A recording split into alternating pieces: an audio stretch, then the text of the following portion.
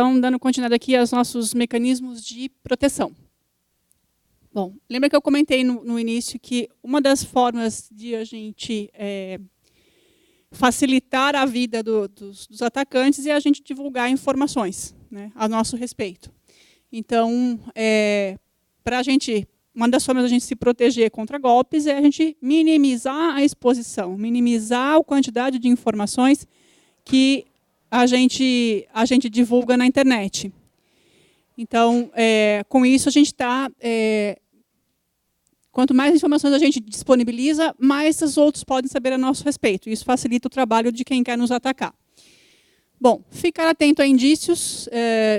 Normalmente, começar a receber mensagens de problemas de código, de órgãos de proteção de crédito, retorno de e-mails, notificação de acesso indevido, lançamentos estranhos em cartão de crédito ou extrato. Isso pode ser um indício de que você está com algum problema no seu computador e, de alguma forma, informações suas estão sendo utilizadas por terceiros. Tá? Buscar identificar nas mensagens que você recebe, né, que aquelas mensagens são falsas, são mensagens que estão tentando usar de engenharia social para fazer você revelar coisas. Então, normalmente aquelas mensagens que falam em quantias astronômicas, ganhe não sei quantos por cento, X% a mais, ganhe não sei quantos mil reais, não revele isso para ninguém, urgência em responder a mensagem, tudo isso são indícios fortes de que estão tentando te aplicar um golpe. Né? Erros de linguagem, é muito comum encontrar mensagens que têm erros de português, então toma cuidado com isso também. E se perguntar, ser crítico, né? Por que eu fui escolhido? Com tantas outras milhões de pessoas, caiu aqui em mim. Usar um pouco da sabedoria popular, né? Quando a esmola é demais, o santo desconfia. Tem que ser bem isso mesmo. E lembrar que tudo que vem fácil, vai fácil. Então, se você acha que você vai receber alguma coisa fácil, com certeza você está dando mais fácil ainda os seus dados para um fraudador. E nunca responder a esse tipo de mensagem, porque, no mínimo, você já está confirmando para um fraudador que aquele teu e-mail é verdadeiro, é válido. Né? Então, começa não respondendo. Joga lá para a tua caixa de spam. Quando você percebe que é phishing, existe, inclusive, um mecanismo, todos os webmails hoje, os mais conhecidos, né, Google Mail, Hotmail, eles têm mecanismos de reportar spam. Se você spam, os dois, tanto reportar spam como reportar phishing. Quando você está numa mensagem, você percebe que é uma mensagem que está tentando te levar para um site falso, fazer você acessar um link que está fora, ou pedindo informações a seu respeito, você for lá no ações adicionais daquela mensagem, existe lá reportar phishing. E aí isso vai cair normalmente para um time desses provedores, que eles costumam analisar, e se realmente for um phishing, eles costumam colocar isso na lista, né, de possíveis phishings e vai te avisar caso aquilo aconteça de novo, que aquilo é uma mensagem de phishing. Tá? Então, comecem não respondendo. E, num segundo momento, se puder reportar, reporte, faça uma notificação daquilo que as entidades por detrás vão tentar trabalhar e, no mínimo, colocar aquilo em listas de bloqueio. Tá? O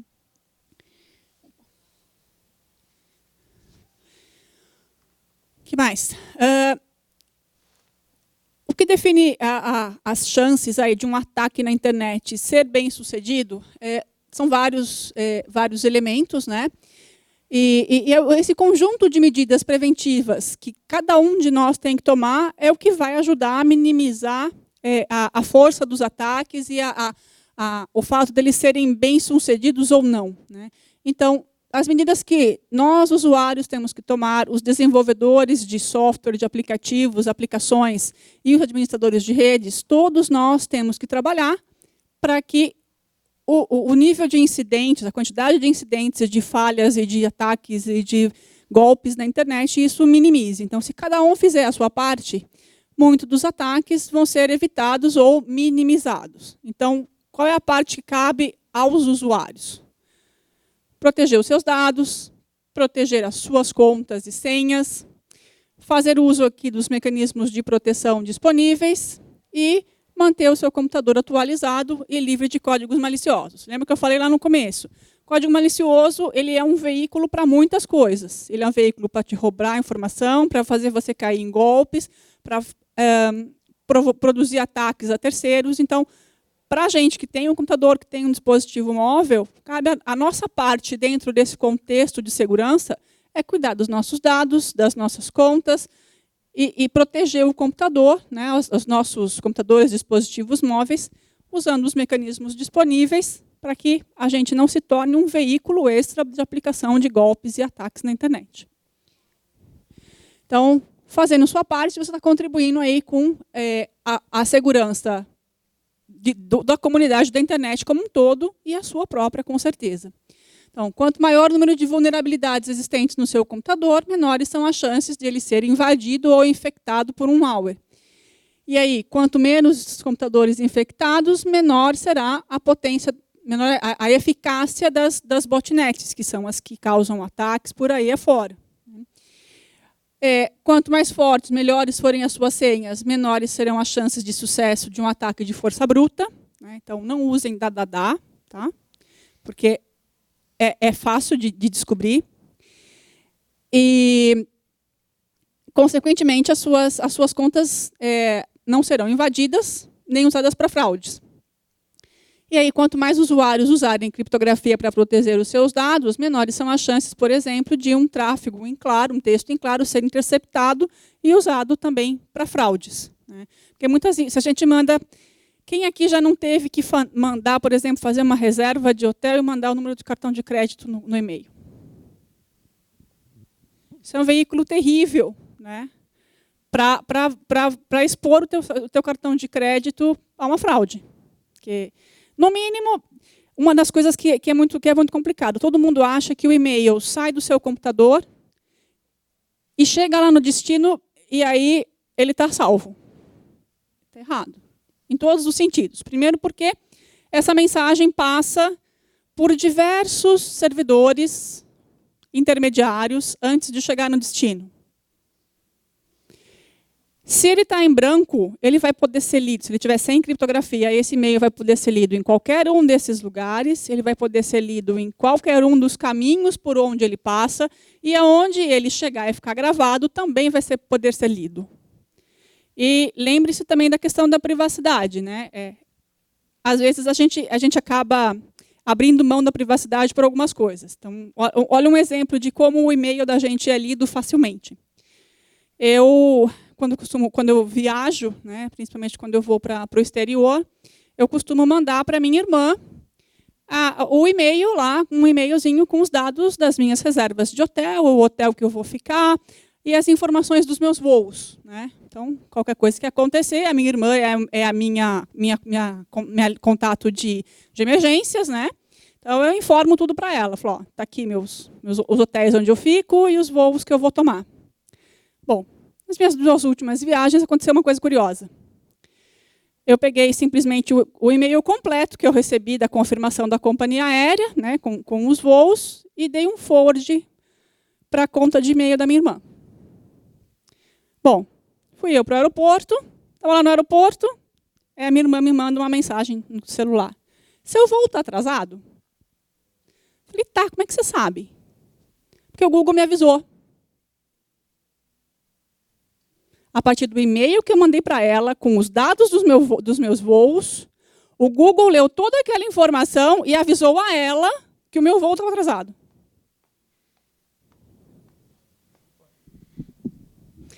Então, a gente às vezes abre mão da nossa privacidade, não toma, assim, é o básico, né? Vou mandar a informação de meu voo com cuidado, mas ele está sendo lido por alguém. Pode ser uma máquina, mas ele está sendo lido.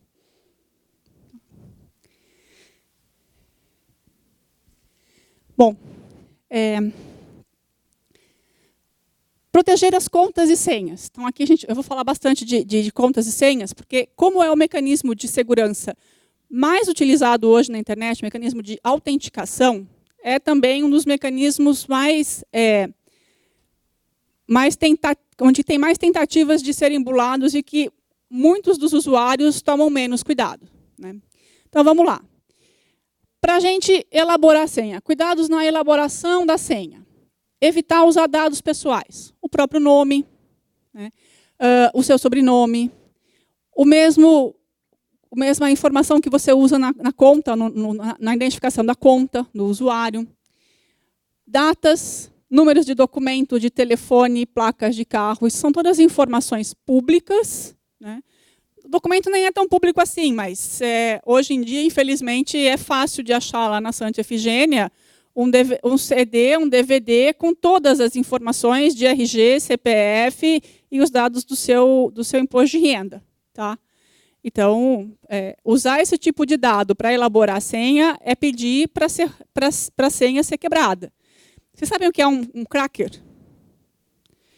É um programinha de computador onde ele pega um dicionário de dados, de informação, palavras, um dicionário de palavras, e aí ele faz o algoritmo que normalmente os computadores fazem para gerar, para guardar as senhas, e aí ele pega aquela senha, faz o procedimento que normalmente os computadores fazem e testa.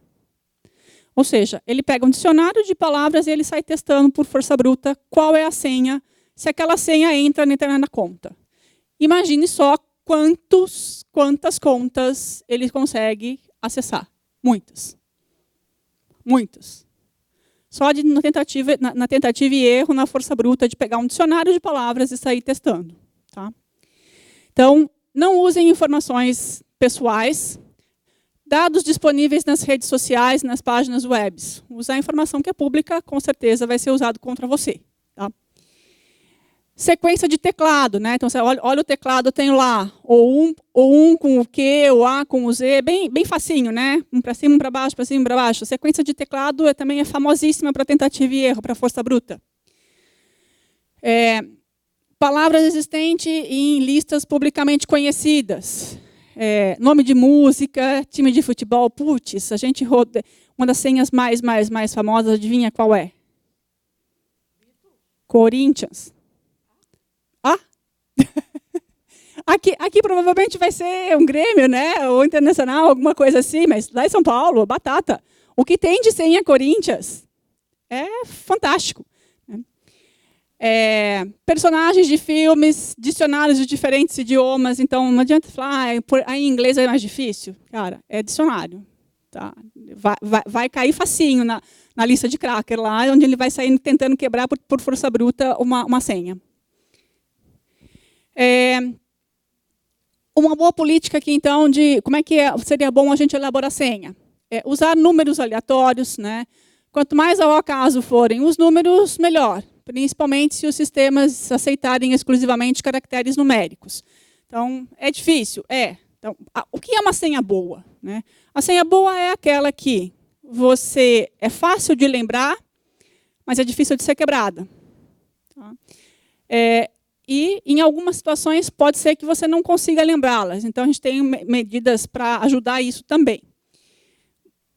Grande quantidade de caracteres. Então, quanto mais longa for a sua senha, mais difícil vai ser de quebrá-la, né? de fazer uma força bruta. Diferentes tipos de caracteres. Então, quanto mais bagunçada for a sua senha, que a gente chama de entropia, né? Melhor ela vai ser. Então, por exemplo, uma forma que você pode selecionar aí para adotar, na verdade, não selecionar, mas adotar para você elaborar a senha. Escolher uma frase e selecionar, sei lá, a primeira ou a segunda letra de cada uma das palavras. Então, você, lembrando daquela frase inteira, você consegue reconstruir a tua senha. Aí você troca alguns caracteres, coloca pontuação, coloca números no lugar, e aí você consegue construir uma senha que ela pode ser grande, e aí você simplesmente substitui, mas se você lembrando a frase inteira, você vai conseguir reconstruir a tua senha. Tá? Ou então, simplesmente use também uma frase longa, fácil de ser memorizada, com diferentes caracteres incluídos. Então, aqui tem um, aqui tem os pontos de exclamação. O problema é que alguns lugares não aceitam, né, alguns tipos de caracteres especiais. Crie um padrão próprio de substituição. O O, trocar por zero, duplicar letras, se tiver um S e um R. Então, por exemplo, aqui, uma frase, Sol, o astro-rei do sistema solar, você vai duplicando coisas aqui, informações, e você consegue criar uma frase grande, com bastante caracteres, com variação de caracteres, e que também é fácil de você lembrar. Cuidado para não expor suas senhas. Então, certifique-se de que ninguém está observando quando você vai digitar a senha, né? Aquela olhadinha por cima do ombro do outro, assim, né? Então, fique esperto quando você está digitando a sua senha em algum lugar e quem está atrás. Quando você vai no banco, vai lá digitar no tecladinho, ver se não tem ninguém olhando. Eu já virei neura, né? Quando eu vou digitar senha em... cartão de crédito em supermercado. Você já dá aquela olhadinha para cima para ver câmera, para ver quem está do teu lado. Então, toma cuidado quando você vai digitar a tua senha em algum lugar, se você não tem gente por perto querendo ler. Não deixe anotado em qualquer local, né, onde outros podem ter acesso. Clássico, né? Post-it no monitor ou debaixo do teclado. Cara, não rola, é manjado, é facinho de achar. Tá? Então, se você precisa escrever a tua senha, porque você não vai conseguir lembrar, e é normal, né? Com a quantidade de senhas que a gente tem que gerenciar, precisa anotar? Precisa, mas coloca numa gaveta trancada, né? Ou num arquivo criptografado, que você só tem que guardar a senha de decriptografia naquele arquivo. Não vai colocar ela escrita no post-it e colocar debaixo do teclado, porque já era. Tá? E evite, principalmente, digitá-las em computadores ou dispositivos móveis de terceiros. Porque se tiver um keylogger naquele dispositivo, a tua senha vai ficar registrada lá. Se, por algum motivo, também tiver, não mesmo que não tenha um keylogger, mas se você está num browser e está lá ativo, sem querer você clicou na pergunta do navegador, quer gravar a tua senha? Puf, gravou. Né? Então, evita de usar a tua senha em dispositivos de terceiros. Se você precisar usar, troque a senha na sequência, se for efetivamente necessário. Tá? Nunca forneça a sua senha a outras pessoas. Lembra, para as mães aqui, né, dizer para os filhos, entregar a senha do teu e-mail para o namorado não é prova de amor, é prova de burrice. Tá? Porque... não adianta, é muito comum hoje, né? Ai, meu namorado, prova, você me ama, me dá a senha do teu celular, do teu e-mail. Cara, esquece, não é prova de amor. Tá? Então, senha é pessoal intransferível. Tá? Não compartilhe. Não compartilhe, cuidado aí com e-mail, com telefone. Senha. Se alguém te ligou e pediu, me dá a tua senha, é fraude, é treta, esquece, não dá. Use conexões seguras quando o acesso envolver dados sensíveis. Eu vou mostrar um pouquinho mais lá para frente. Deixa eu ver se está aqui. Não, está mais para frente. Alguns exemplos de como a gente deve reconhecer uma conexão segura. Tá? Mas, principalmente, se você estiver num lugar público, usando rede Wi-Fi pública, não faça nenhum tipo de autenticação se você não estiver dentro de uma conexão segura, porque senão a tua senha está passando em branco. E ao passar em branco, você está sujeito aí a alguém snifar, alguém gravar e a tua senha ficar exposta. Evite salvar senhas no navegador web, aquelas opções, lembre de mim ou quer gravar a tua senha. Desabilita aquilo, desmarca lá do navegador para não gravar as tuas senhas. Porque, fatalmente, ela vai acabar caindo em uso por uma outra pessoa. Tá? Ou, se tiver uma vulnerabilidade, o que existe muito, vulnerabilidade em navegadores, alguém que, através de um código malicioso, de uma página web com JavaScript, se você não se preveniu para não rodar o JavaScript, pronto, ele consegue capturar aquelas senhas todas e aí já foi para o buraco. Evite usar a mesma senha para todos os serviços, né? Então, porque basta o atacante conseguir uma das senhas, ele vai acabar conseguindo acessar outras. Foi o caso do Zuckerberg, né? A senha dele foi descoberta no LinkedIn e aí usaram para acessar a conta dele do Twitter. E aí tweetaram lá alguma coisa, fazendo-se passar pelo Mark Zuckerberg. Nem tentaram se fazer passar, simplesmente postaram lá que conseguimos a senha do Mark Zuckerberg. Fizeram realmente para zoar com a cara dele, né? E proteja aqui, né, separe as coisas. Senhas de uso profissional, senha de uso particular. Por quê? Porque se você tiver um comprometimento como está a sua senha, que você usa em casa, e aí o cara sabe onde você trabalha, é muito possivelmente que ele vai querer te atacar a tua empresa. Então, separa as coisas. O que é senha de uso profissional, o que é senha de uso particular. Mantenha as coisas separadas, diferentes, para você não expor nem a tua casa e nem a tua empresa, caso haja o vazamento de alguma desses lados, né? Respeite os contextos aqui. É difícil a gente criar uma senha para cada serviço? Né? Uma estratégia, que foi aquela de você criar o seu algoritmo, você pode ter um algoritmo de geração de senhas, onde fique fácil você criar senhas diferentes para cada coisa, mas elas sejam, de uma certa forma, fácil de você lembrar para acessar cada um dos serviços. Caso você não consiga criar uma senha para cada serviço, crie pelo menos contextos separados de acordo com o risco. Então, eu preciso criar uma senha forte só para aquele sitezinho que pede um cadastro para eu fazer o download de um documento que eu quero ler, um site público lá de informações, onde tem um artigo e aí ele pede para eu criar uma senha. Não precisa ser uma senha hiper, super, mega forte. Mas também não deve ser a mesma senha que eu uso no meu webmail, tá? Porque você não sabe qual é o nível de segurança que aquele site usa, simplesmente para cadastrar e você poder ler um documento vez ou outra, tá? Então, separe por quais são os riscos que estão envolvidos em cada senha. Uma senha mais forte para coisas que você precisa proteger melhor. Tua rede social, teu e-mail, a tua conta de banco, e outras para as coisas menos importantes, que se vazar, ele não vai ter acesso a informações tuas. Basicamente, ele vai só baixar um outro arquivo que já é público em geral. Tá? Crie senhas únicas, fortes, e use-as onde os recursos mais valiosos estão envolvidos. Algumas um pouco mais simples. Então, quando não houver necessidade aí de uns recursos serem muito valiosos, e outras mais simples, para casos de risco menor. Tá? Armazene as senhas de forma segura. Então, é difícil a gente lembrar todas as senhas. Às vezes você até sabe a senha, mas qual que eu usei em qual lugar? Qual é do meu webmail? Qual é da minha rede social?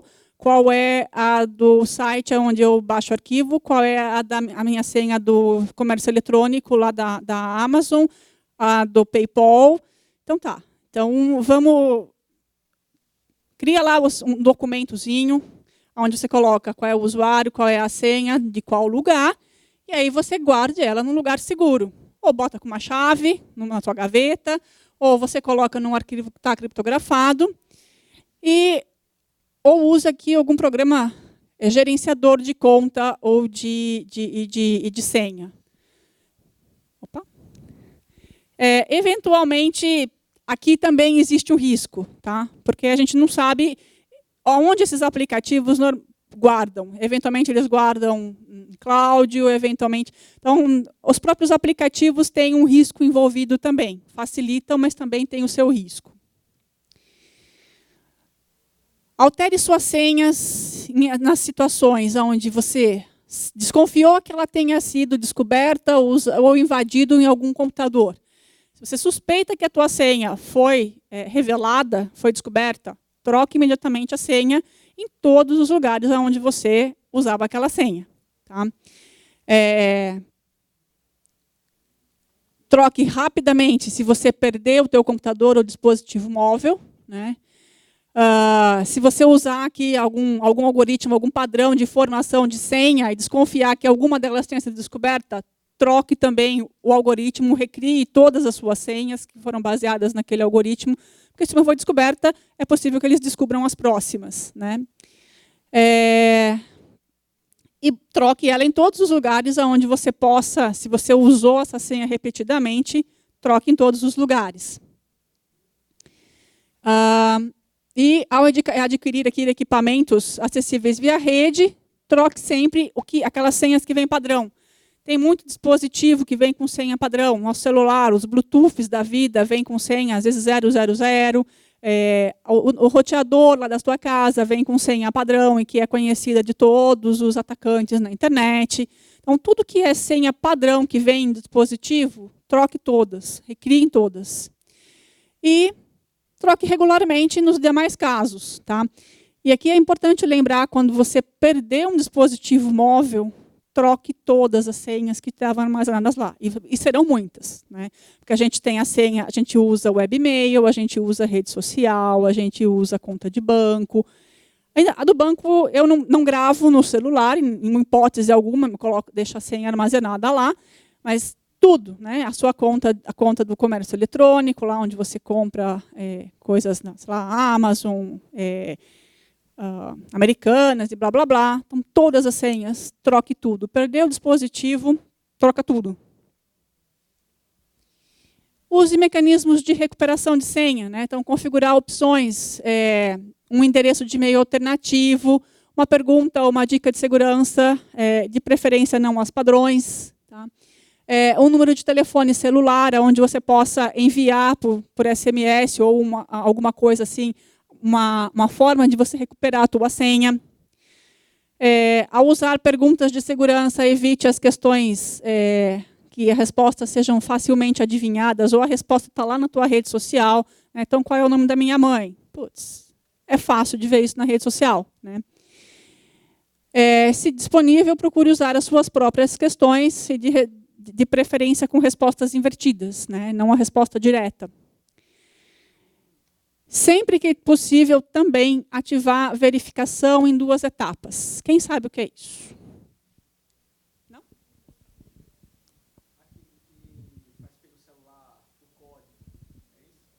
É uma forma, exatamente. Vamos lá. Verificação em 2 etapas, também chamada de autenticação de 2 fatores, ou two-factor authentication. Verificação ou autenticação em dois passos. Então, nos sistemas eletrônicos computacionais em geral, né, existe o mecanismo de autenticação e existem 3 categorias de fatores de autenticação. Algo que você sabe, algo que você tem, algo que você é. Então, algo que você sabe. Porque lembra que eu falei, né? A gente se identifica para o sistema e digo, eu sou a Lucimara. Aí o sistema me pergunta, prova que você é a Lucimara. Então, para eu provar que eu sou a Lucimara, eu posso mostrar para ele alguma coisa que só eu sei, eu posso inferir, dizer para ele alguma coisa que diz respeito a algo que só eu tenho, ou alguma coisa que eu sou. Então, algo que eu sei, normalmente senha. Então, esse é o mecanismo mais básico da autenticação, a senha. É algo que eu sei, e que ele tem como verificar, o sistema sabe como verificar. Perguntas de segurança, número de PIN, ou alguma informação pessoal, como, por exemplo, lá, quando a gente liga lá no cartão de crédito ou no banco, aí ele fala, eu vou fazer uma série de perguntas de segurança. Qual que é a data de nascimento, qual é o nome do pai, qual é a forma de débito no cartão, qual que é a data de vencimento da fatura. Então, isso são todas formas, são informações que eu sei, e o sistema é possível verificar. É uma forma de autenticação pelo que eu sei. Qualquer pessoa que roubar minha pasta sabe. Também. Por isso que a senha ela é popular, mas ela é fraca. Então, qual é a forma de a gente tornar esse processo mais forte, mais seguro? Usar um segundo fator. Então, aí vem aquilo que apenas você possui. Por que o banco manda para a gente aquele cartão com senhas? Por que que a gente... Ou então, lembra aquele chaveirinho que mostra, vai mudando o número? Né? Então, isso são elementos que eu tenho e carrego comigo. Então, o cartão do banco é um elemento que eu tenho. Embora eu tenha a minha senha de acesso ao banco, mas eu também tenho o cartão. Então, o cartão é alguma coisa física que eu guardo. E aí ele é uma forma de me autenticar perante o banco. Tá? Então, aquelas cartelinhas que vêm do banco com várias senhas, é algo que eu tenho. Ela tem também uma informação lá, que aí quando o banco pede, entre a posição número 10, você olha na cartelinha, vê qual é o número do número 10 e devolve. Então, você forneceu uma segunda informação que está vinculada a algo que você tem. E aí, uma terceira forma de autenticação é aquilo que você é. Então, isso está relacionado às nossas informações biométricas. Impressão digital, leitura de íris, a palma da mão. Tá? Isso tudo são informações biométricas que estão intimamente ligadas com aquilo que eu sou. Então, meu celular, por exemplo, tá aqui. Tem aqui um leitorzinho biométrico. Ele está me autenticando por alguma coisa que eu sou, que é minha impressão digital. Tá? Então, quando a gente fala em verificação em 2 etapas, a gente está agregando um segundo fator de autenticação. Normalmente, alguma coisa que a gente tem, que aí, por exemplo, um dos mecanismos é fazer uma chamada telefônica. Então, liga para o celular e fala e te manda um código por celular. Então, você tem um celular em mãos. Você é obrigado a ter ele na mão para você poder ser autenticado. Você recebe uma informação através do celular e preenche aquela informação no sistema. Então, você normalmente, o processo de verificação em 2 etapas, ele precisa de um segundo fator de autenticação, que é criado pelo serviço e enviado de alguma forma que só você possa recebê-lo. E-mail, chamada de voz, mensagem SMS, ou um aplicativo que você costuma ter instalado, que você instala no celular, num dispositivo móvel, num tablet, alguma coisa assim. Né? Então, por exemplo, aqui... Cadê?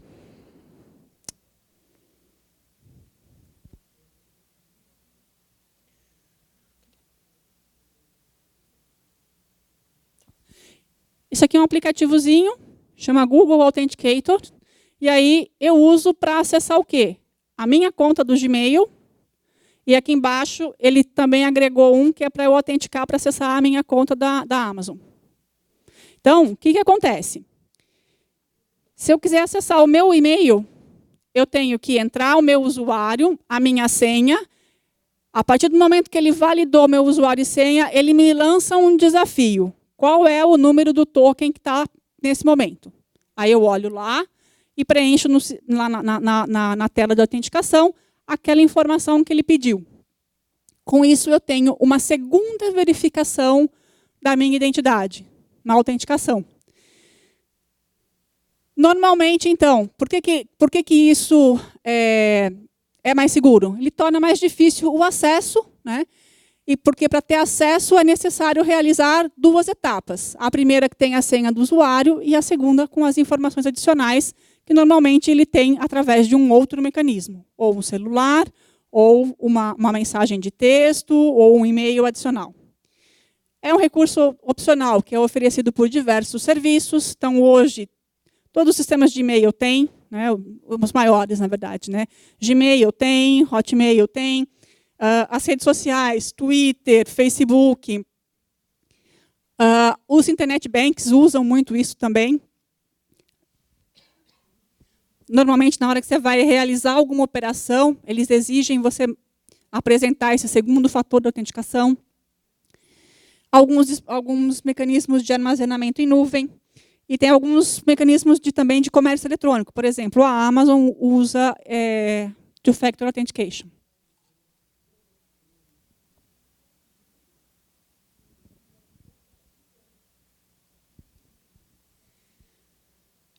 Cuidados aqui, então, com o mecanismo de autenticação de 2 fatores.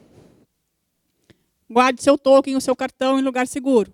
Não larga exposto em cima de uma mesa qualquer, né? Ou em algum lugar que possa ser, alguém possa pegá-lo e levá-lo. Nunca informe o código mostrado no token ou no cartão, por e-mail ou por telefone, porque existe já golpes que tentam burlar o mecanismo de Two-Factor Authentication, fazendo o quê? Aqueles que manda o phishing para você lá e entre todas as posições da sua cartela de senhas aqui. O que o cara quer com isso? Ele quer saber o segundo fator de autenticação, para ele acessar a tua conta. Né? Ou, acesse aqui a página tal e faça um recadastro. Mande aqui a senha, a posição, número tal. Esquece. Ligou ou pediu por e-mail, está errado. Tá? É só no serviço, na página do site que você realmente cadastrou aquele serviço. Então, nunca forneça mais de uma posição por acesso ou por operação, né? E desconfie se no mesmo acesso, na mesma operação, seja solicitada várias posições do seu cartão. Configure opções secundárias de dados de recebimento. Tá? Por quê? Porque você pode, em algum momento, ter o seu token furtado ou alguma coisa assim, e você precisa conseguir ser validado ou localizado para reemitir aquela credencial. Tá? Então, avise imediatamente o responsável pelo serviço, caso você perca aqui o seu token. Protegendo-se de phishing e de malware.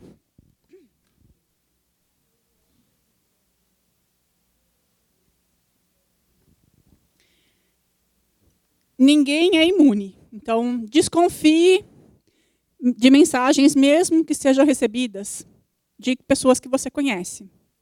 Por quê? Porque essas pessoas podem ter tido a conta invadida ou porque o front do e-mail veio forjado, né? Veio falsificado, se dizendo passar por uma outra pessoa. Então, você recebeu um e-mail dizendo que veio da Lucimara, a garantia nenhuma de que foi a Lucimara que mandou. Cuidado. Tá?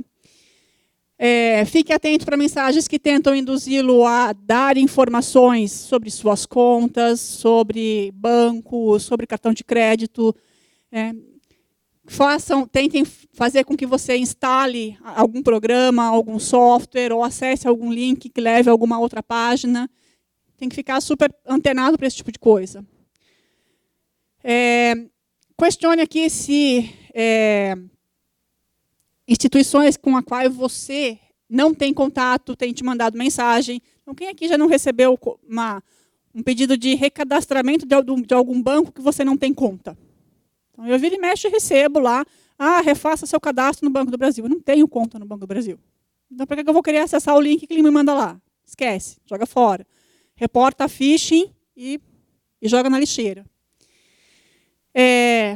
Cuidado com mensagens apelativas lá que tentam chamar a sua atenção, que façam ameaças caso você não execute alguma coisa. Evite de clicar e de seguir links recebidos em mensagens eletrônicas. É preferível você digitar manualmente a URL no navegador, tá? Ao invés de simplesmente dar um clique, principalmente se forem links encurtados. Tá?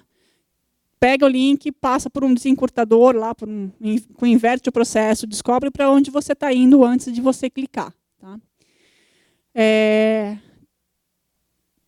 Verifique o link aqui antes de você clicar também. Às vezes é possível, nem sempre, mas se não tiver encurtada, você só de passar o mouse em cima da URL, do clique aqui, você já consegue ver qual é a URL que está lá, e normalmente ela não vai bater com o nome da instituição que você está efetivamente tentando acessar. Tá? Que ele está se fazendo passar. Certifique-se de usar conexões seguras. Então, alguns indícios aqui de que o navegador web tá com uma conexão segura. Normalmente, a URL começa com um HTTPS. Tem um desenho de um cadeado fechado na barra de endereço. Se você clicar nessa barra de endereço, normalmente você vai ver os detalhes sobre a conexão e sobre o certificado digital que está sendo utilizado naquele site. E aí você normalmente vai ter um recorte disso daqui.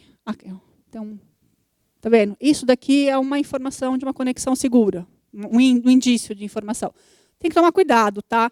Porque isso aqui aparece no browser, você tem que clicar aqui e você tem que, na hora que clica no cadeado, é que ele vai aparecer a informação. Porque acontece, às vezes, de fraudadores tentarem simplesmente mostrar uma imagem ali. E a imagem não vai mostrar para você a informação do certificado, qual é a chave de criptografia que está sendo utilizada, né? A chave não, o algoritmo de criptografia, qual é a força da chave, o tamanho da chave. Então, assim, naquele recorte colorido lá, o nome do domínio do site tem que bater com o site que você efetivamente está querendo acessar. E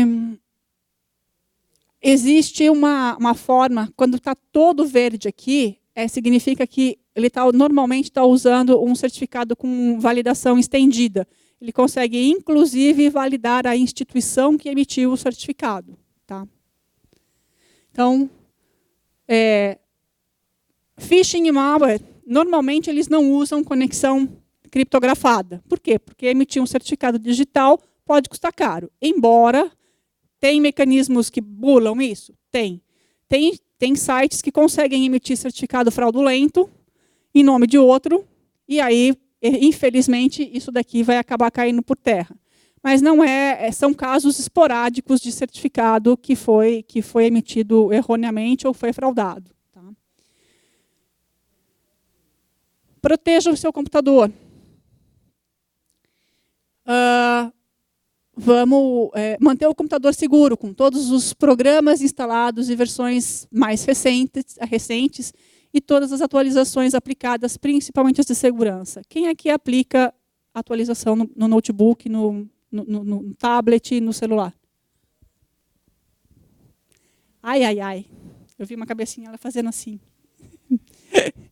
Então, assim, é importante aplicar as correções. Por quê? Porque bugs, né, vulnerabilidades são descobertas todos os dias. Dezenas, centenas de vulnerabilidades e de falhas. E aí as instituições costumam não, tem algumas que publicam correções. Então, se você não instalar as correções, você vai estar suscetível a um ataque por aquela vulnerabilidade. Né? Então, mantenham sempre atualizados. Se você não quiser colocar lá no automático, baixe todas as atualizações, coloque pelo menos, me avise que tem atualizações. Tá? Por quê? Porque a hora que você puder, você está com tempo. Não quero fazer agora porque eu preciso usar para fazer uma coisa urgente. Tá, então, na sequência, você pega e instala as atualizações necessárias. A atualização aí vai para tudo. Tem as que são básicas do sistema operacional e tem também das aplicações que você instala no teu computador ou no teu dispositivo móvel. Então, uma das que são mais terríveis para dar problema é o Adobe. Né? Adobe Reader, o Acrobat. E aí, eles estão sempre lançando atualizações. Quem aqui alguma vez lembrou de fazer atualização de Adobe? Do Reader? Nem uma mãozinha para cima. Normalmente é automático, tá? Mas em algum momento você pode desativar isso. Né? Outra coisa que também costuma ter muita atualização é o Java. Tá? É uma praga, mas de vez em quando necessária. Então, apliquem todas as correções que vocês têm. Então, não é só o sistema operacional, tem que ficar atento também para os demais aplicativos. Tá? Mantenham atualizado também. Utilize e mantenha atualizado os dispositivos de segurança, anti-malware, anti-spam, anti-spyware, firewall pessoal. Eles precisam também de mecanismos de atualização constante. Você comprar um antivírus, um anti-malware, e você não comprar a assinatura de atualização, a atualização de assinaturas dele, pronto. No dia seguinte ele já não vale de mais nada. Tá? Crie contas individuais para todos os usuários. Nada de criar uma conta única para a família inteira usar. Tá? Cada um tem a sua conta, tem a sua identificação, tem a sua senha. E, principalmente, no dia a dia, não use contas com privilégio de administrador. Por quê? Porque uma conta com privilégio de administrador, ela é muito mais fácil de um malware se instalar. E quanto mais privilegiada for a conta, maior é o poder que você está dando para aquele malware que está se instalando na tua máquina. Ele vai ganhar o domínio de tudo. Então, quando você, por exemplo, sofre um ataque, uma vulnerabilidade onde dá acesso do usuário com que você está logado, se aquele usuário for administrador, o invasor ganhou acesso de administrador na máquina inteira. Tá? Então, crie conta, tenha a conta de administrador, mas você usa a conta de administrador quando ela for efetivamente necessária. No dia a dia, vou acessar o banco, vou ler os meus e-mails, vou redigir meus textos, crie uma conta para você que é um usuário simples, sem privilégios. Tá? Aí você minimiza o risco de um malware se instalar, não vai evitar, mas minimiza, e se ele se instalando, ele não vai ter privilégios além daqueles que você tem naquela própria conta tua, tá? Que é um usuário simples. Configura o computador para solicitar senha na página inicial, porque tem muito computador que vem por default, aquela coisa ali. Ele dá boot e joga numa conta geral de todo mundo. Então, tem que pedir senha, separe as senhas, os usuários, cada um com a sua senha. Nunca compartilhe a senha do administrador e use-a o mínimo necessário. Tá? Aquele lance. Quando um computador for comprometido, ele vai normalmente, quando um software é comprometido, ele normalmente dá acesso ao invasor com os mesmos privilégios que aquela conta que ele invadiu tem. Então, se ele não invadiu a conta do administrador, ele invadiu uma conta simples, ele vai ter menos privilégios, ele vai conseguir fazer menos estragos. Tá?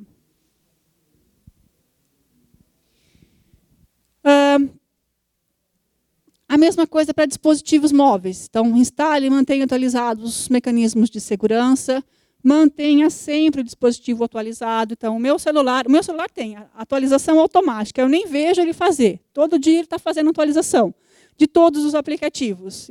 Aí o sistema operacional, quando tem, ele me avisa e eu normalmente faço no mesmo dia, a não ser que eu esteja, sei lá, numa viagem, estou num lugar onde a conexão não é tão boa, eu não vou baixar o sistema inteiro e correr o risco de perder o meu celular por uma falha de download no software. Tá?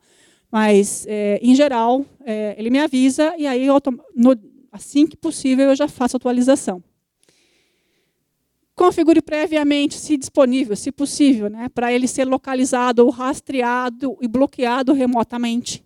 Por quê? Se você perder o teu celular, na pior das hipóteses, você não vai conseguir recuperar, você consegue pelo menos resetar o celular para que os dados que estão nele não fiquem na mão de terceiros.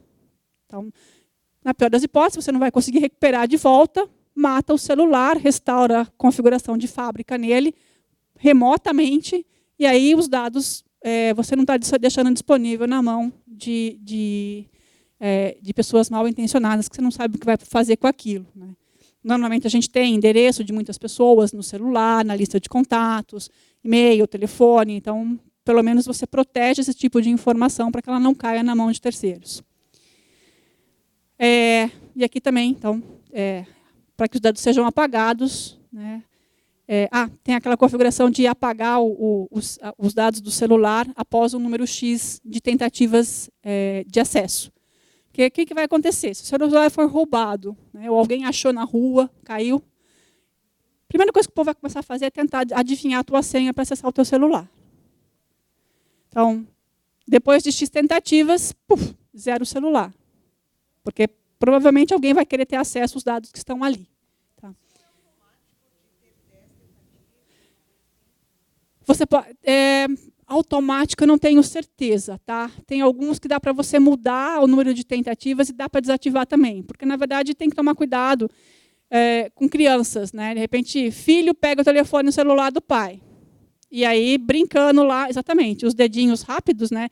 Meu sobrinho tinha, assim, ele ficava alucinado para saber a minha senha. Alucinado, né? Aí teve uma hora que ele, descobri, tia, descobri. Falei, não, você só deixou o meu celular lento, né? Porque ele depende de um número de tentativas X, às vezes o que ele faz? Ele demora para dar de novo a próxima tentativa. Ele coloca lá X minutos até poder tentar de novo. Né? Falei, não, você só deixou meu celular mais lerdo, mas você não descobriu a minha senha. Então, cuidado com isso. Normalmente, você pode ativar isso, mas nem sempre ele vem por default. Tá?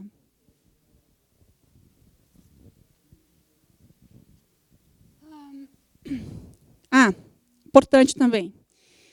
Não faça jailbreak. Jailbreak é aquele desbloqueio, eu não diria que é ilegal do ponto de vista dos termos de uso dos celulares, né?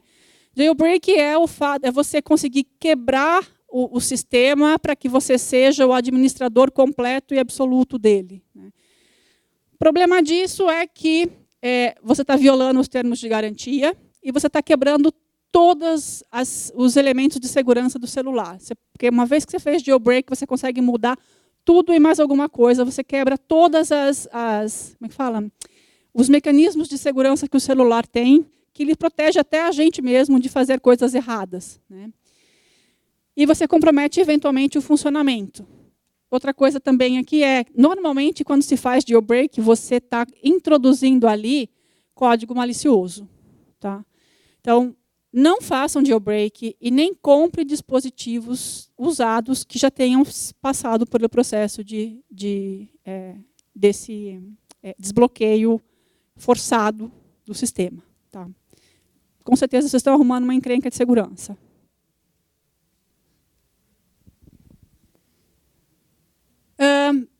Ainda em dispositivos móveis, proteja seus dados, né? Configure senha de bloqueio na tela inicial.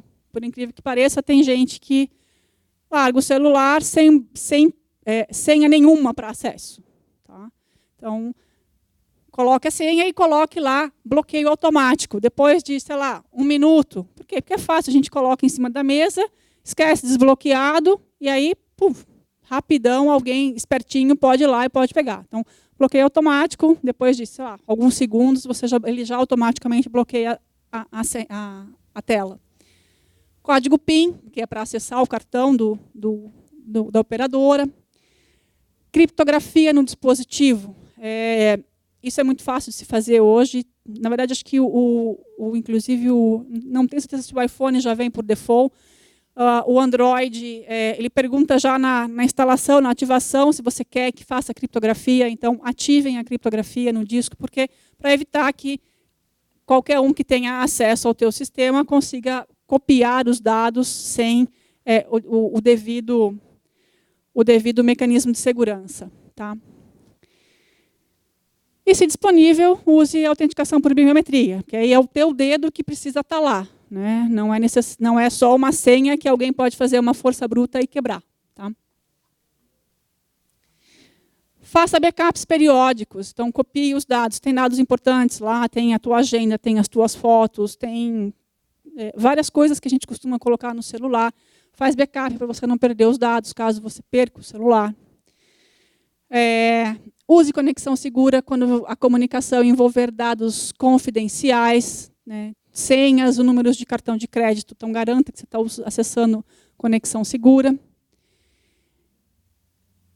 Cuidado aqui na instalação de aplicativos. Só instale aplicativos de fontes confiáveis. Ou seja, se for a loja oficial daquele dispositivo, ou o site do fabricante do determinado aplicativo. Né? Não vai sair daí baixando aplicativo de qualquer lugar que você não sabe de onde está vindo aquele aplicativo, quem é que fez, quais são as intenções daquela aplicação. Avalie a reputação do aplicativo, quem é o desenvolvedor, se é um desenvolvedor conhecido, se ele está bem avaliado pelos demais usuários que acessam aquele aplicativo, que usam o aplicativo, a quantidade de usuários. Isso garante 100%? Não, não garante. Mas, em geral, você vai ter uma confiança maior naqueles aplicativos que têm muitos usuários, que está sendo bem avaliado, que o desenvolvedor é reconhecido. Né? Observe as permissões de execução quando você instala o aplicativo. O que ele pede para você para liberar? Então, houve um tempo em que isso não era muito divulgado. Eu tinha site... Aliás, assim... Eu quase desisti de instalar Facebook no meu celular, porque ele pede acesso a absolutamente tudo. Tudo no celular. Precisaria? Não. Então, aplicativos de jogos, por exemplo, não preciso ter acesso à sua lista de chamadas, à sua lista de SMS. Né? Então, cuidado, analisem, sejam criteriosos e desabilitem as permissões que efetivamente não forem necessárias para determinados tipos de aplicativos. Não seguir links recebidos em mensagens eletrônicas. Agora, é muito fácil mandar um SMS com alguma coisa que vai baixar e instalar no teu celular. WhatsApp, então, o que vem de URL em WhatsApp para mandar para site malicioso, que vai querer roubar informação, que vai querer instalar alguma coisa, é fenomenal. Tá? Outro dia minha mãe recebeu uma mensagem no WhatsApp, e aí, aquela coisa, né, que chega, não tem filtro nenhum, né? Passa para o próximo grupo, né? Mande para quantos usuários você conseguir, né? Putz, batata. Chegou num grupo, ela mandou para o outro. E aí, caiu no nosso grupo da família. E aí, baixe novos emoticons para o WhatsApp. Putz. Mãe, de quem você recebeu isso? Né? Você fez o que ele manda aqui? Não fiz, então. Galera, ninguém clica, apaga a mensagem. Mãe, pelo amor de Deus, não faz mais isso. Né? Não repassa a mensagem que você não sabe o que é. Mas veio de tal pessoa. Falei, tudo bem, mãe, você confia nessa pessoa, eu sei que é alguém conhecido, mas você não sabe o que é, o que esse negócio faz, não repassa. Né? Tá bom. Espero que tenha. Até agora não chegou mais nenhum.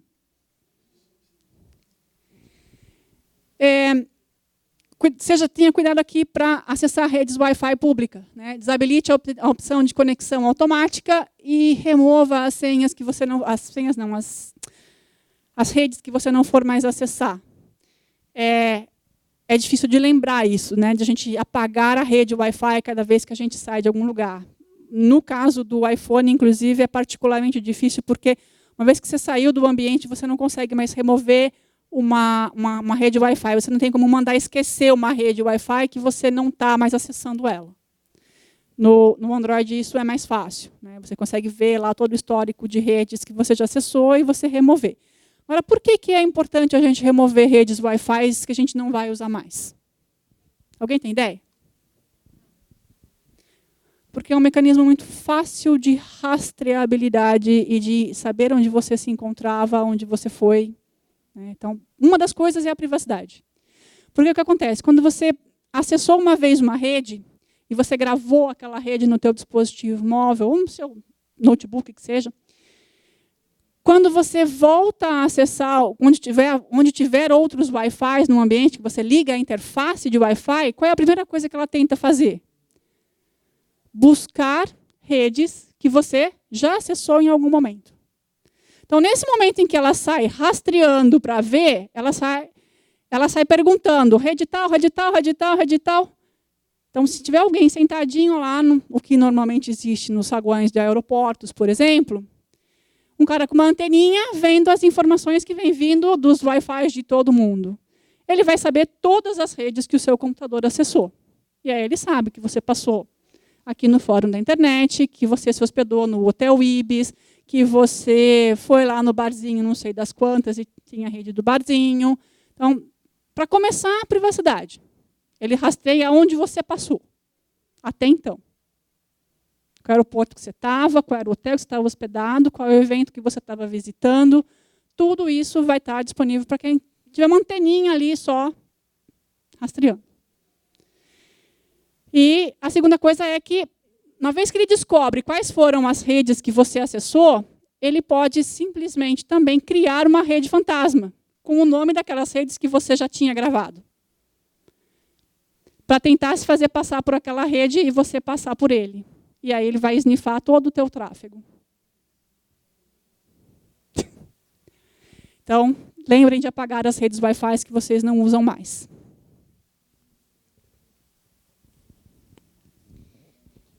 Mantenham sempre as interfaces de navegação aqui desativadas, se não estiver usando.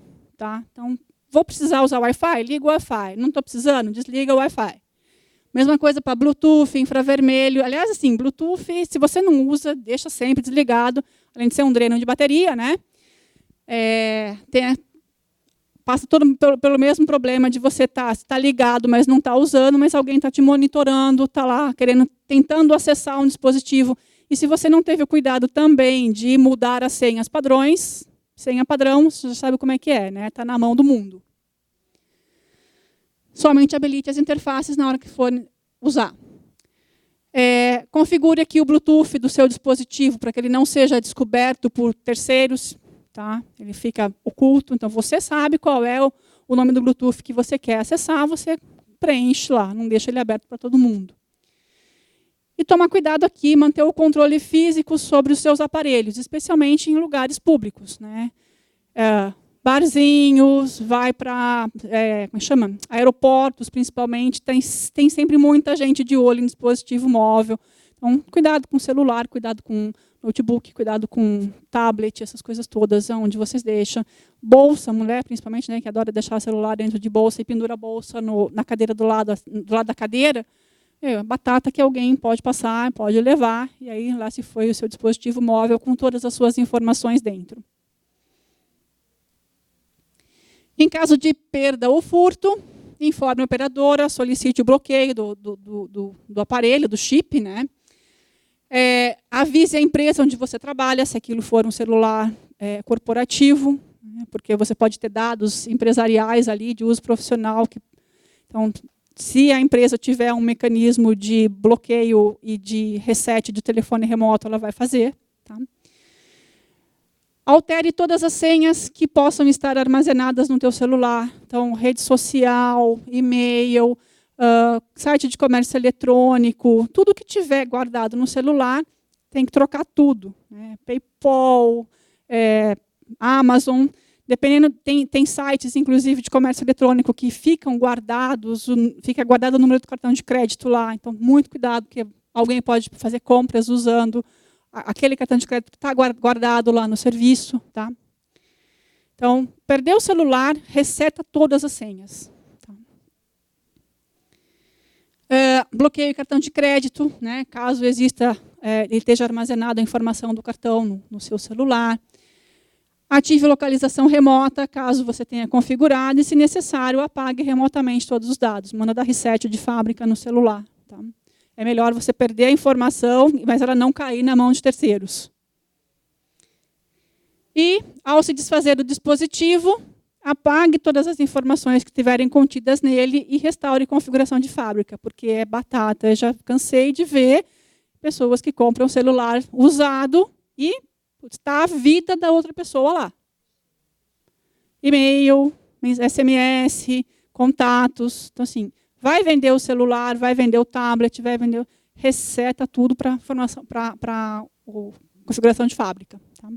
Paga todo, tira todas as contas.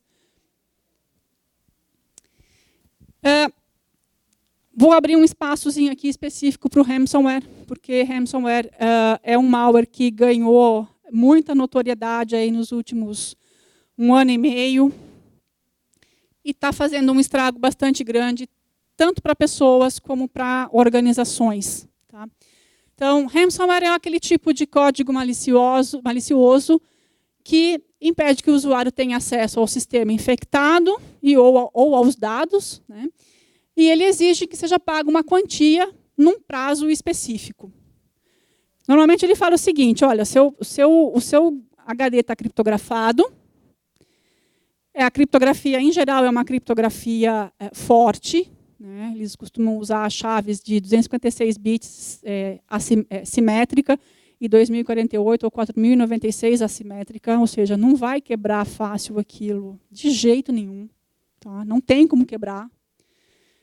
E aí eles falam assim: se você não me pagar até dia tal hora, eu vou jogar a chave fora e você nunca mais vai conseguir recuperar suas informações.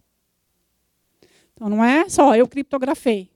E aí a pessoa vai querer tentar achar uma outra forma de fugir, de escapar. Se você não, eu bloqueei. E se não for até dia tal, hora tal, eu jogo fora a chave e aí nem que eu queira, eu não vou conseguir mais recuperar. Então, ele bota você em xeque para você pagar rapidamente o resgate, né, o valor que ele está te pedindo. O fato é, não existe garantia de que você pagando você vai recobrar o acesso àquela informação. Normalmente está usando criptografia forte Existem alguns tipos de ransomware que, ao invés de criptografar os dados, eles mudam o boot do sistema e aí bloqueia você de acessar o sistema. E aí, alguns exemplos dos ransomwares mais famosos ultimamente tem o CryptoLocker, CryptoWall, Cerber, Lock, Petya, Tesla Crypt.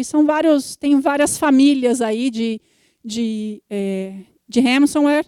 E dentro dessas famílias existem diferentes versões, né? Por quê? Porque quando alguém descobre alguma falha no mecanismo e consegue reverter o processo, eles vão lá, corrigem aquela falha, lança de novo, e aí vira aquela briga de gato e rato, né? Bom, só existem ferramentas de recuperação para algumas poucas famílias e versões dos ransomwares. Então, não é um simples antivírus que você vai lá e deleta do HD ou faz quarentena do arquivo. Tá? É muito difícil, são poucas as famílias, poucas as versões que têm ferramentas de reversão do processo.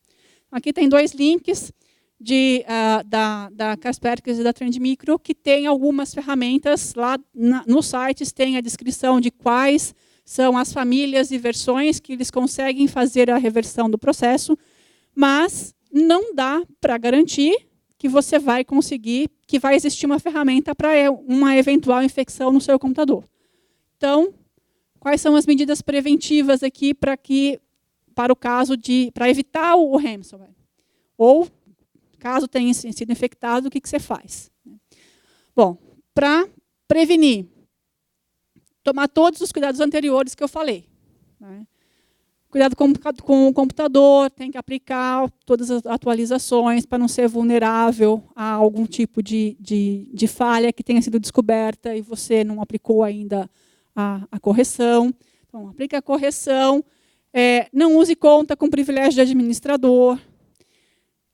Cuidado com phishing, com arquivos anexos, com sites suspeitos, mensagem de texto, aquela coisa toda de phishing que o cara vai tentar te fazer acessar alguma página onde ele baixa o malware na tua máquina, no teu dispositivo. Atento a tudo isso, manter o computador, o dispositivo móvel atualizado.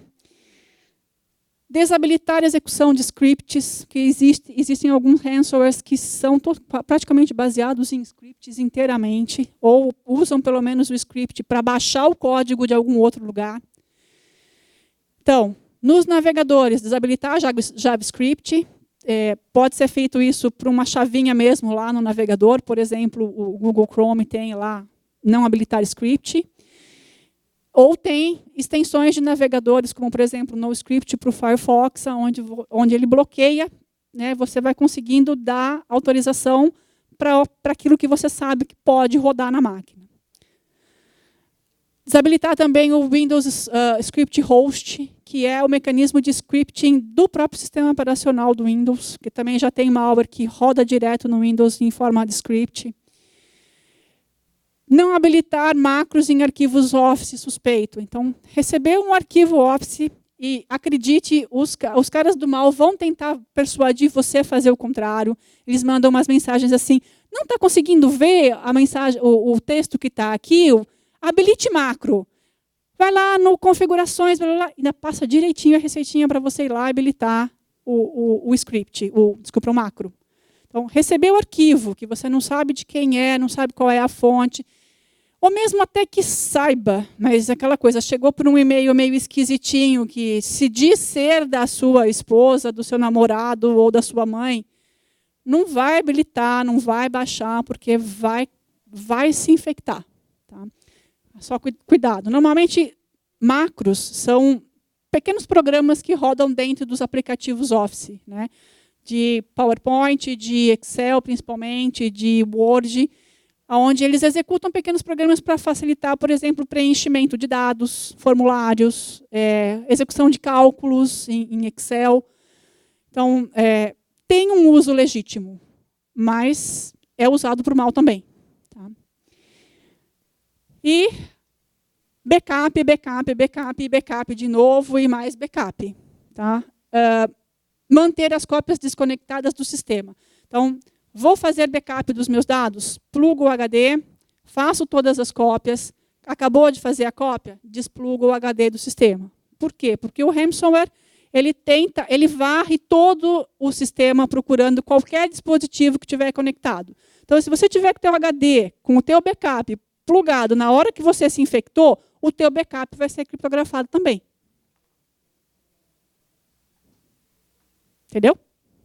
Então, vou fazer backup, cópia de segurança. Desconecto da internet, tiro, plugo meu HD, faço as minhas cópias, desconecto a cópia e volto para o mundo. Vou navegar. Tá?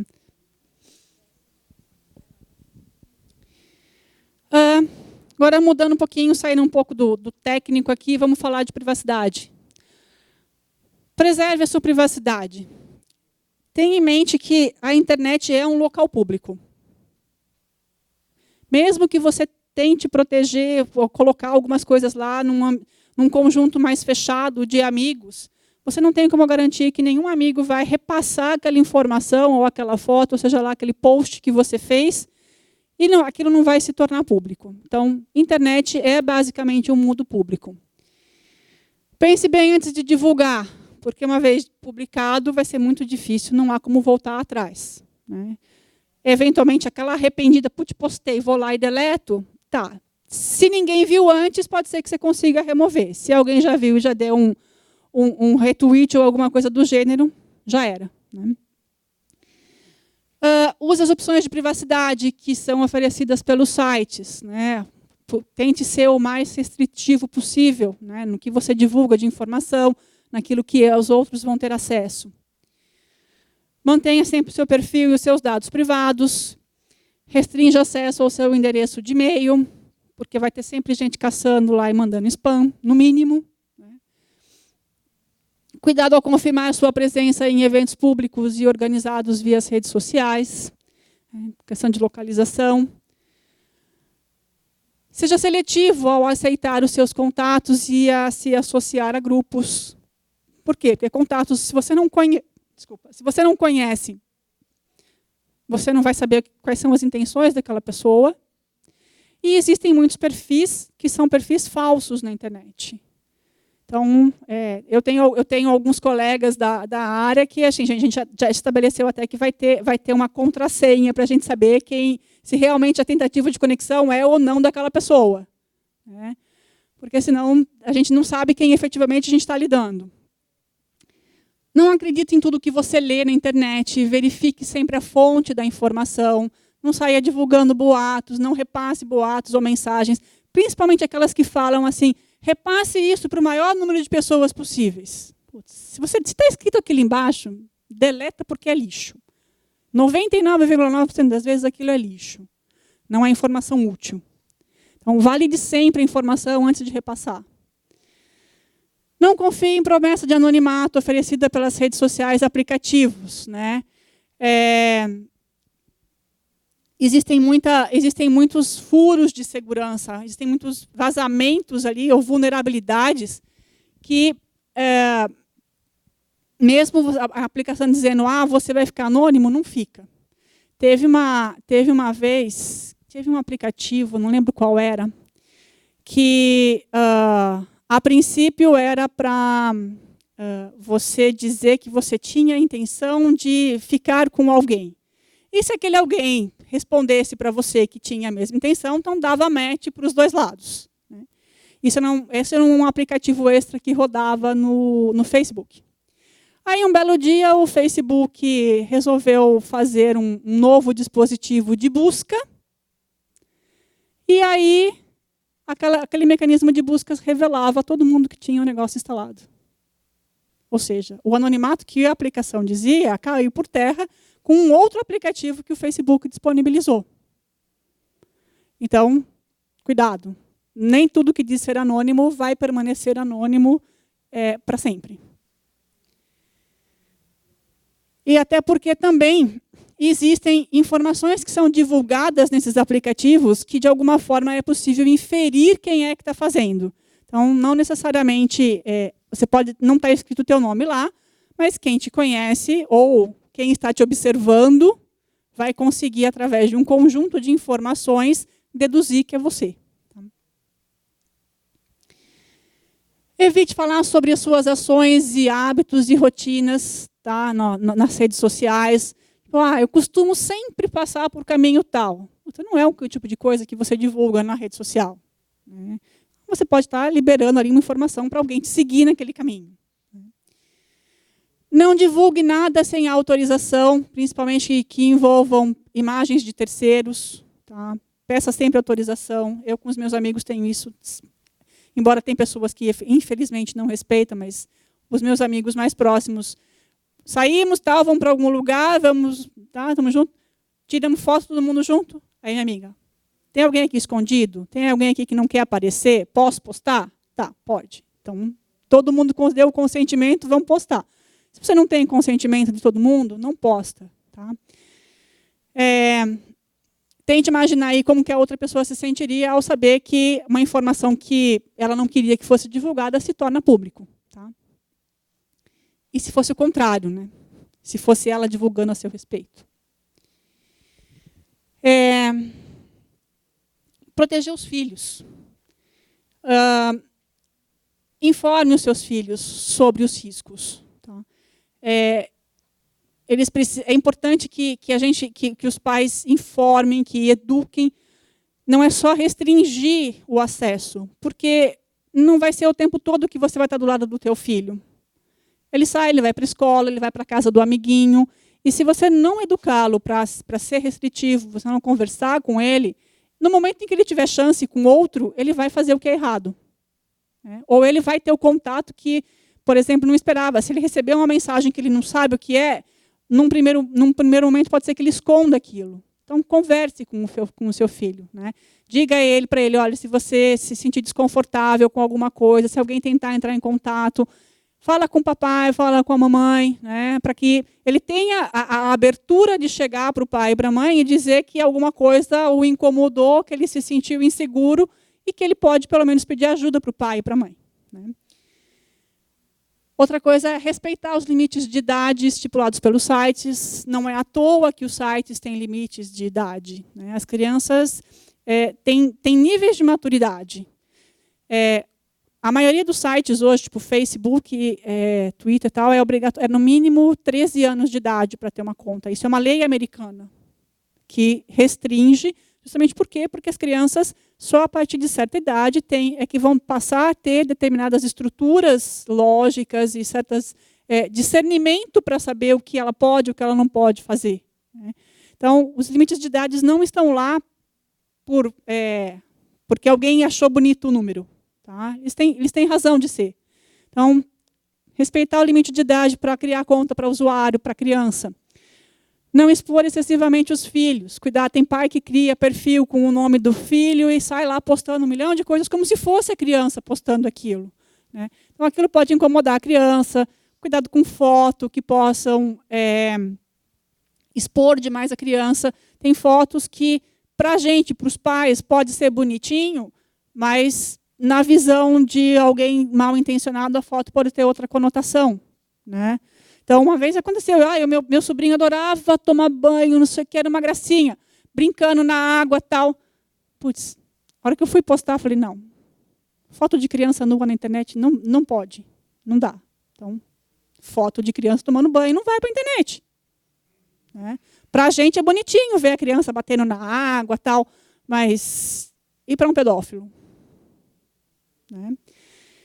Então, evite constranger os filhos divulgando fatos ou comentários que possam embaraçá-los perante os coleguinhas, que possam gerar bullying. Né?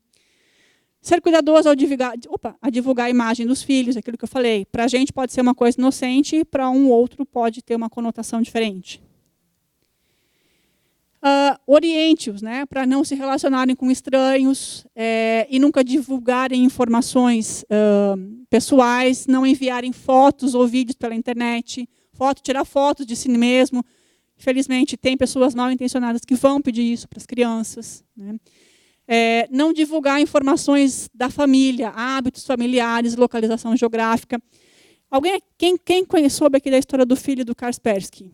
Sabe quem é o Kaspersky, né? O dono é uma empresa russa que faz um anti-malware famoso, né? Um antivírus. O filho do Kaspersky foi sequestrado por divulgar informação de localização em rede social.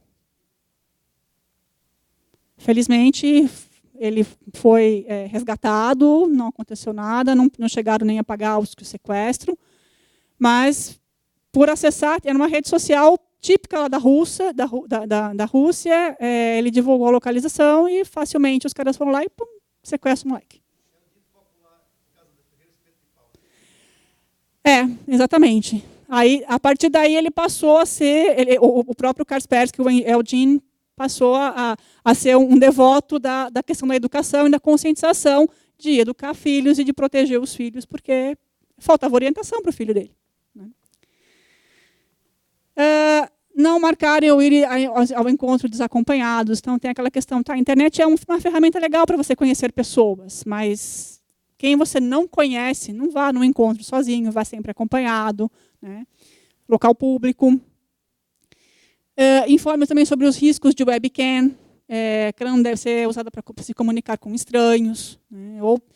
Hoje em dia também tem um outro problema sério, de webcam ser ativada por malware e aquilo começar a capturar a sua sem que você saiba, capturar imagens. Então, já existem hoje stickerzinhos para você colocar em cima da câmera, por caso de, se tiver algum malware que ativou a câmera, ele não vai conseguir te filmar. Então, é um outro mecanismo de segurança para colocar nos aplicativos, nos notebooks, em tablets, esse tipo de coisa. E usar opções aqui de silenciar, bloquear ou denunciar caso alguém esteja incomodando. Então, ensinar a pessoa de bloquear um contato que eventualmente está provocando algum desconforto a ele. Né? Proteger a vida profissional. A gente tem que cuidar da nossa imagem profissional. Hoje, mais do que nunca, todas as empresas que vão fazer contratação de pessoas buscam informações na internet. Informação em redes sociais, informação de todos os tipos. Eles vasculham a vida da gente. E aí, a gente está exposto. Os nossos atos podem depor contra a gente. Então, ao usar redes sociais profissionais, procure ser formal, evite tratar assuntos profissionais. Então, tenta criar. Está tratando de assuntos profissionais, não necessariamente você precisa expor todas as suas opiniões ali. Tá? Antes de divulgar uma informação, pense se aquilo pode atrapalhar o seu emprego atual ou um processo seletivo futuro. Lembre-se que tudo que você acessa aqui, que você divulga, né, pode ser acessado pelos seus chefes e colegas de trabalho, se você tem essas pessoas na sua rede social. Imagina você que chegou... na segunda-feira, você mandou uma mensagem para o chefe, olha, estou me sentindo mal, não vou hoje para o escritório. Tá, beleza. E aí tem as tuas fotos na tua rede social de você bebendo até cair no churrascão, né, no domingo. O que teu chefe vai inferir a respeito disso? Né? Outra coisa, cuidado, deixa eu ver se eu estou no próximo slide aqui. Com o que a questão aqui de divulgar informações e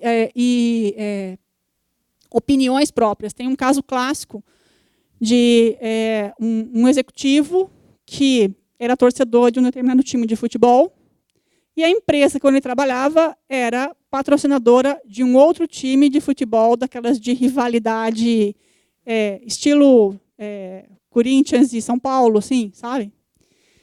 Então, um belo dia, tendo um jogo dos dois times, do time que ele torcia e o time que a empresa dele patrocinava, ele começou a publicar posts no Twitter, xingando, falando milhares de coisas negativas do time que a empresa dele era patrocinador. No dia seguinte, estava demitido.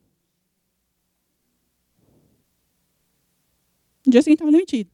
Porque as pessoas que eram torcedoras do time adversário e sabendo que ele era funcionário de uma empresa patrocinadora do time, começaram a se rebelar com aquilo, né, com as coisas negativas que ele falava. Então, cuidado. Na hora que você for expressar as suas opiniões próprias, avalie conflitos aí de interesse entre o seu pessoal e o teu profissional. Cuidado aí ao permitir que os seus filhos usem os seus computadores ou dispositivos móveis que você usa para tratar assuntos profissionais. É batata que vai sair coisa errada, né?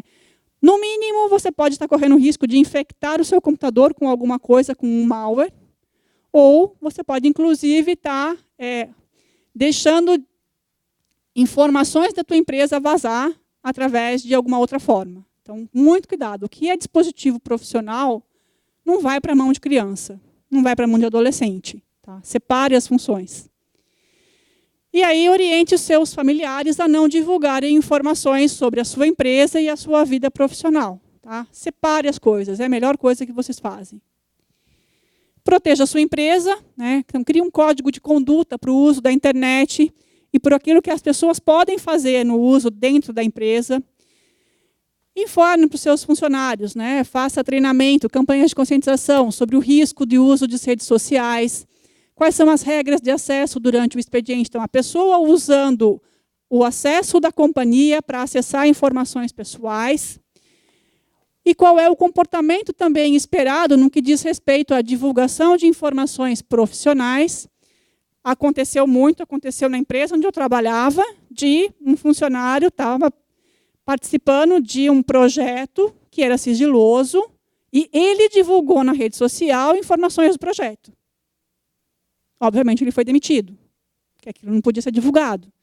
Então, tem que ter muito cuidado, tem que ter uma política de segurança, uma política de uso aceitável da rede e uma política também de uso de redes sociais dentro da empresa. O que é que você pode ou o que você não pode divulgar de informações da empresa para o mundo externo. E a questão das opiniões, que até que eu comentei com vocês, do caso do executivo, que a empresa era patrocinadora e ele torcia para outro time. Investir em treinamento, em campanhas de conscientização e cuidar da imagem da empresa. Então, observar aqui, quando clientes e consumidores começam a emitir opiniões sobre a sua empresa, sobre os produtos da empresa. Então, acompanhar isso nas redes sociais, no Twitter, no Facebook e N outras redes que tem por aí. E observar ações que envolvam o nome da empresa. Então, tenha um mecanismo de observar e, eventualmente, até de você responder aquilo, como existem empresas que têm as contas aí nas suas redes sociais e que, quando os usuários postam, ela responde, reage àquilo de alguma forma, acaba virando um canal de atendimento dos usuários também. Né? Protegendo a privacidade. Então, aqui acho que eu já falei sobre isso, não é? Reduzir aqui a quantidade de informações, acho que não é isso que está repetido. Desculpa, acabei, já tinha falado desse assunto. E mantenha-se informado. Né? A gente está atento às coisas que estão acontecendo, é uma das melhores coisas para a gente evitar de cometer enganos e de cair em golpes e de cair em farsas. Então, tem aqui o nosso site portal da internet, o Internet Segura, na verdade, que ele tem lá uma série de links e de indicações de outros sites com mais informações. O site do Anti-Spam BR, que foi uma campanha do CGI para combater spam e medidas que a gente ajudou a criar para combater spam. O site da Cartilha. E aqui tem os fascículos. A Cartilha, acho que vocês já devem ter visto, né? Todo esse material que eu falei aqui está tudo dentro da Cartilha, foi tirado de lá, tá? Exceto a parte de ransomware, que é mais novo, é mais recente, então eu agreguei depois. A Cartilha está em formato PDF, tem EPUB, tem a dica do dia no Twitter e no nosso RSS.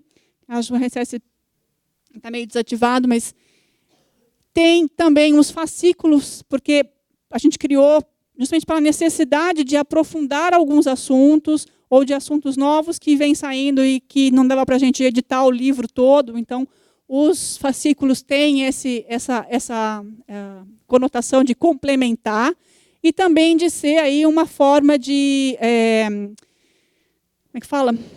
De facilitar a difusão da informação. Então, todos eles, além de ter o bookzinho, ele vem com slides de uso livre, tá? Para quem quiser dar palestra, para quem quiser usar isso para dar aula, tem disponível lá no site já o material preparado e facilita essa difusão aí por terceiros. E é isso que eu tinha para falar. Por favor, fiquem à vontade para fazer perguntas e para me procurar. Obrigada. 7 minutinhos de atraso. Mas, enfim, gente, está disponível, estou aberta. Se quiser fazer pergunta no microfone, fica à vontade. Tá, bom, acho que está resolvido, está contornado. Então, antes de mais nada, eu queria até como consumidor dos produtos do NIC, do CGI e do CERT, né, parabenizar pelos conteúdos, pelos trabalhos, cursos que eu já fiz, incluindo a sua palestra. Eu queria começar com uma sugestão. Eu já fiz um curso de PVCs, né, do NIC, muito bom, e eu acho que seria uma sugestão de fazer um de código seguro, porque eu acredito que as academias se preocupam mais com a questão da infraestrutura de rede de protocolos do que essa questão propriamente dita. Então, ficaria a sugestão para o NIC sugerir, até para eu queria saber algumas coisas, 3 pontos que eu anotei. A Deep Web, né, se já foi foco ou é foco de estudos do CERT, e qual seria assim esse estudo que seria feito em cima desse ponto? Não, a gente não entra na Deep Web, ainda não. A gente ainda tem muita coisa do lado de cá antes de querer chegar do lado de lá. Isso infelizmente, a gente não atua. Certo. Existe algo que está muito em voga hoje, que são os web services. Ok, perdão? Web service. E a base deles, muitos, né, utilizam JavaScript, né, JSON. Aí, quando você falou em desabilitar, né, tirando o Firefox, que tem essa possibilidade, né, teria uma outra recomendação para os usuários, que a base maior seria os Firefox e Google. Eu acho que o Chrome, no caso, e maior seria tendendo para o Chrome. Então, no Chrome, eu sei que o Chrome tem uma função onde uma configuração dele que você faz, que você desativa completamente, tá? E aí ele aparece uma mensagenzinha na navegação, assim, na barra de navegação, onde ele mostra um xizinho que foi bloqueado. O que eu costumo fazer é, eu analiso, eu peço para ver qual é o nome do site, da onde está vindo aquele JavaScript. Se for um site que eu conheço, eu habilito para aquele site, eu crio uma exceção, e para aquele site eu deixo que ele execute, né? Então, eu vou selecionando dessa maneira, né? Mesmo no NoScript, que eu uso no Firefox, ele bloqueia tudo de cara. Aí, eu clicando nele, ele abre uma lista de tudo que ele bloqueou, e aí eu vou habilitando só para as URLs que eu confio, digamos assim, né? Então, o site que eu estou acessando, por exemplo, sei lá, um UOL da vida, aí eu deixo executar do UOL. Eu já não deixo o que normalmente eu bloqueio, por exemplo, é DoubleClick, porque eu sei que a DoubleClick é uma entidade de rastreamento de informações de propaganda, né? Então, essa eu normalmente deixo bloqueado, né? Infelizmente, é nesse nível. Vou ter que ir vendo o que eu deixo e o que eu não deixo. Acaba caindo nas costas do usuário tomar a decisão. Bom, e a última seria a seguinte, em relação ao ransomware, eles são multiplataformas, ou que eu via, assim, quase tudo que você falou estava orientado para padrão Windows? Na verdade, ele existe, sim, para outras plataformas. Eu falei mais para Windows porque é a maior base em termos de ter mais Windows e de ter mais ransomwares para esta plataforma, mas, sim, existe para a plataforma para Macintosh, né? Existe para dispositivos móveis, tanto Android quanto iPhone, e existe também para Linux. Tem para todas as versões do que tem por aí. Falei mais de Windows porque é o que os usuários mais comuns utilizam e tem a maior plataforma instalada. Mas existem de todas as versões, todos os tipos de sistemas. Bom, obrigado e parabéns de novo pelo trabalho. Obrigada.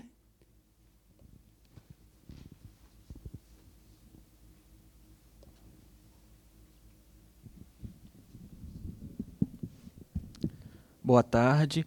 Olá. Meu nome é José Fernandes, eu estou graduando em Sistemas para a Internet no IFPB. E, bem, eu tenho 2 pontos aqui nessa discussão, nesse workshop, que eu senti falta. O primeiro é que foi levado apenas a parte técnica. Ok, que aqui o tema é dicas de segurança. Mas, por exemplo, você falou sobre o compartilhamento P2P, o torrent, que há vulnerabilidades, existe risco, mas especificamente a comunidade torrent, que é uma forma de prevenção, é justamente a gente olhar o feedback da comunidade, das pessoas. E aí entra a maior prevenção que eu acho que se pode ter, que é a criação de bons hábitos. Aí eu queria saber se vocês têm assim vocês disseminam esses bons hábitos, como agir bem na internet, como não fazer o mal, como não roubar, como não furtar, essas coisas. Vocês... Assim, a gente acho que eu incluí algumas dicas que são comportamentais também, né? Que é a questão de você agir preventivamente. A gente fala a questão de você pensar 2 vezes antes de você publicar qualquer coisa. Então, são uma série de dicas que, a princípio, são comportamentais, né? Obviamente, aliado também com a questão técnica. Então, no geral, tem algumas dicas, assim. Não sei se falhei em falar todas aqui, mas a gente tenta colocar, embora assim, o CERT a gente é uma instituição técnica, basicamente, né? Então, em algumas situações, a gente não tem como versar, a gente não tem um pedagogo ou um psicólogo, né, para fazer esse trabalho. Então, a gente tenta mesclar até onde a gente se sente confortável para falar sobre aquilo. Quando começa a extrapolar e ir para um lado muito mais psicológico ou jurídico, nesse sentido, a gente segura um pouquinho para não fugir da nossa área, né? Mas a gente tenta, de alguma maneira, colocar algumas dicas que são de bom comportamento, né? Acho que algumas delas eu falei aqui, até a questão dos pais, como proteger os filhos, acho que isso tem muito de comportamento, né? Não só, aliás, para os pais aqui, eu acho que eu não falei nenhuma dica técnica, né? Nem de proteção, como é que chama? De opções, nem como chama, de navegadores para criança, nada disso. A gente só falou mais de questões de educação mesmo do que efetivamente técnicas.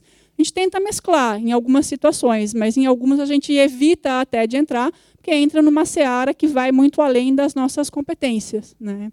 Então, até onde dá, a gente vai. É porque, para mim, assim, a ferida está aí, está no comportamento das pessoas. Se não existisse assim, esse comportamento, esse mau comportamento... É difícil da gente dizer qual existiria... bom senso, né? O que a gente costuma dizer, no geral, tenha bom senso. Mas, infelizmente, o bom senso de um não é o bom senso de todos, né? E aí entra uma série de discussões de questão de privacidade, não sei o quê, de liberdade de expressão. Eu tenho um conceito de liberdade de expressão que é diferente de muita gente, né? Então, o meu entendimento liberdade de expressão, eu tenho até onde começa a liberdade do próximo. Então, não é porque eu tenho liberdade de expressão que eu vou sair falando qualquer coisa, né? Então, é difícil. Tem coisas que é difícil a gente indicar, porque a gente é uma instituição que tem que prezar pelo máximo de todos. Então, às vezes, tem coisas que eu, Lucimara, penso, mas eu não vou, nem sempre eu expresso, porque é a minha visão particular e não a daquela da minha instituição. E a gente tem que ser uma instituição neutra, na verdade, também, né? Então, tem coisas que não dá para a gente efetivamente falar, porque senão a gente está ferindo a neutralidade até da instituição em algumas situações, né? Mas o fato é bom senso, respeitar o limite, respeitar o próximo, né? Quando você respeita o próximo no sentido de não divulgar informações que são dos outros, de não fazer xingamentos na internet, não sair aí expressando qualquer inverdade, aquilo que você não sabe se é verdade. Por isso que a gente falei, não repasse qualquer informação, vai analisar, critique, né? Valide a informação antes de você passar adiante, para você não divulgar boatos, não divulgar informação falsa, divulgar informação que possam ferir ou criar, né, uma situação de vulnerabilidade para um terceiro. Então, isso tudo são dicas que a gente dá, no geral, a princípio até uma parte comportamental mesmo, né? O segundo ponto foi quando você mostrou a parte de prevenção. Você disse que a internet não tem nada de virtual. Não, a internet não tem nada de virtual. Tudo é real, tudo acontece no mundo físico também, né? Ela reflete, né, no mundo físico. Reflete. Não é você desligar o computador, aquilo acabou, né? Tudo que você fez, aquilo ficou registrado em algum lugar. Aquilo tem consequências. Mas eu queria levantar sobre, por exemplo, o Bitcoin. Bitcoin é feito, você pode comprar Bitcoins ou você pode gerar, que é tudo feito no algoritmo pela internet, certo? Se acontecer algum roubo, algum furto relacionado a isso, não tem como, não há impactos no mundo real, no seu bolso. Você perdeu virtualmente. Sim. E eu acho que, eu penso que no futuro nós iremos entrar nesse mundo virtual, que irá desaparecer do o real. Virtual, que eu quis dizer, não é na sensação de ser só material, né? Eu quis dizer na sensação de que ele não se esvazia ao desligar o computador. Né? Porque, infelizmente, tem pessoas que acham que só desligar o computador os problemas todos se resolveram. Eles morreram. Né? Como você faz naquele... Lembra de antigamente, há um tempo atrás, tinha aquele Virtual Life? Que você criava um personagem, você vivia dentro daquele ambiente, mas se você morresse ali dentro, ele deixava de existir. Se você desligasse ou removesse a conta, tudo morria ali. Mas a internet não é isso. Né? As coisas efetivamente têm impacto. Não basta você simplesmente sair da internet ou fechar uma conta de e-mail que a tua vida, que tudo que você fez até ali vai deixar de existir. Né? Ele vai continuar. Então, eventualmente, se você escreveu, ou como aconteceu há um tempo, alguém tweetou uma mensagem de racismo. E aí? Aquilo... Não é porque ela escreveu no Twitter e depois ela foi lá e apagou o Twitter que aquilo não teve repercussão. Muito pelo contrário. Aquela pessoa ficou marcada para o resto da vida. E foi julgada por aquilo. Então, é nesse sentido, né, de que você faz uma coisa na internet, você não vai achar que porque eu fiz no computador, no virtual, e aquilo não vai ter impacto. Aquilo vai ter impacto. Né? Entendi. Obrigado. De nada. A gente precisa encerrar? Então, gente, muitíssimo obrigada pelo tempo de vocês, pela disposição de ficar aqui sentado, me ouvindo todo esse período. E eu espero que eu tenha conseguido trazer alguma informação que seja útil e estou aberta. Tem meu e-mail, eles já tiraram. Se vocês quiserem mandar alguma pergunta, alguma coisa. E depois eu vou passar para a organização do evento os slides para vocês poderem fazer download no futuro. Tá bem? Obrigada.